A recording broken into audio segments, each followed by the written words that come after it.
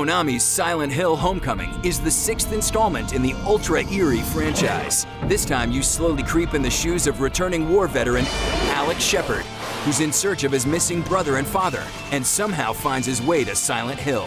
PlayStation 3 and 360 title will feature a new combat system, a plethora of weaponry, an upgraded enemy AI, and of course, enough scares to keep you up for days. Joining us today for this hands-on exclusive lead combat designer from Double Helix, David Verifyee. Thanks so much for dropping by and showing us Silent Hill Homecoming. Thanks, man. It's my pleasure to be here. Now, obviously, you guys haven't worked on a Silent Hill game before. What's it like trying to approach something that's a fairly established world and franchise? Well, it's a big challenge for us. We wanted to be very careful and be true to the spirit and feeling of Silent Hill, and I think we've accomplished that. But we've also tried to sort of make the game more accessible to the larger public, and I think we've achieved that also.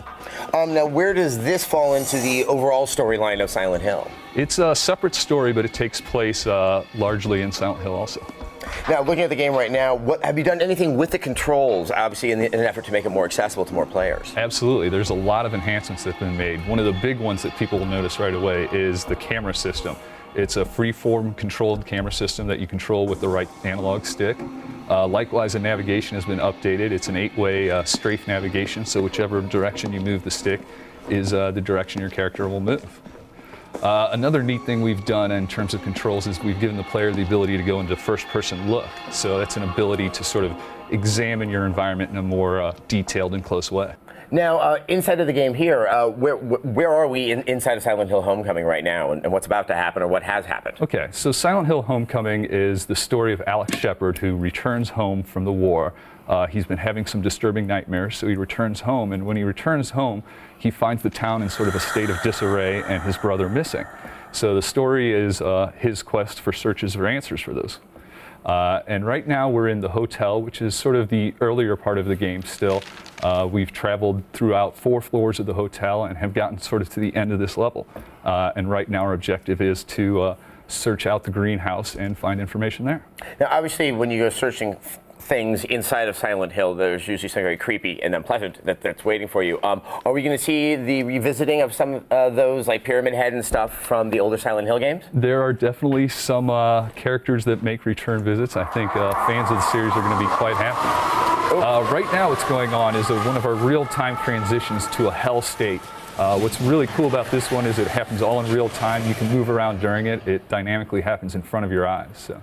Now, what is this hell state? Is it a state that the character's in, or has the environment actually changed? So the environments completely change, and a lot of environments you'll visit first sort of in a normal state, and then it'll transform in before your eyes, and it'll be a whole different environment. So you get to experience things in a sort of a before and after state.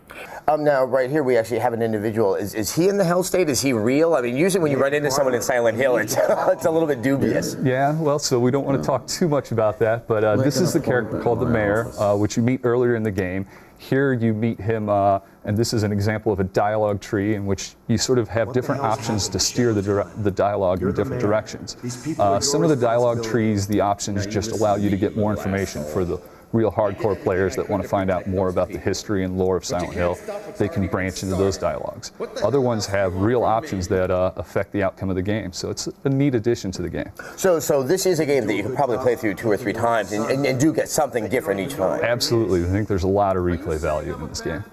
Now, some other elements of the Silent Hill series that really is indicative of Silent Hill. Number one, the radio. Is it back or will be used in the exact same way? Absolutely. The radio and the flashlight are both back. The radio is very eerie. When you turn around a corner and you hear the static crackling of the radio, it really gets the senses heightened.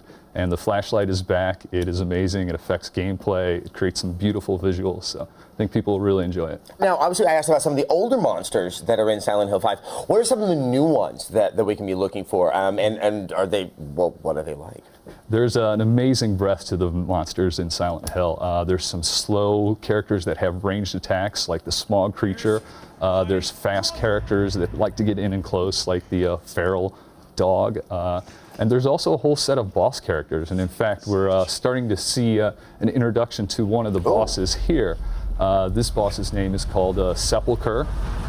All the bosses play very tightly wound stories. And here you're seeing the introduction of this boss. We spent a lot of time on the boss fights trying to make them large, dramatic moments. They're multi-stage events, and there's a lot of strategy involved in them. They're almost like little puzzles. There's different ways to defeat each stage, and it's sort of like you have to figure out the best way for your play style. Now, obviously, you as the collective, obviously Shiny's also part of the new Double Helix.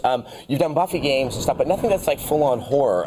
What are the challenges in trying to make a horror game that, you know, keep people scared throughout all of its duration? Yeah, so some of the big challenges, we're trying to get the atmosphere right. That's one of the big things about Silent Hill. So trying to keep it creepy and disturbing and to create that level of tension. And I think we've been able to do that through some pretty amazing storytelling and, you know, some action sequences such as these. Yeah, which we're watching right here. Well, I don't know if it's fair to me to ask, but about how many of these boss battles can we look forward to inside of Silent Hill Homecoming? There are multiple boss fights in Silent Hill Homecoming, and each as large as this. So you can see he's just destroyed the last of the meat sacks, and we're now going into phase 2. Whoa. This is a whole separate stage, and I think this is where we want to stop it and leave a little bit for the players to figure out how this stage works in the game. Wow, that's very impressive. David, thank you so much for stopping by and showing us Silent Hill Homecoming. When can we hope to play it? Fall of this year. Awesome.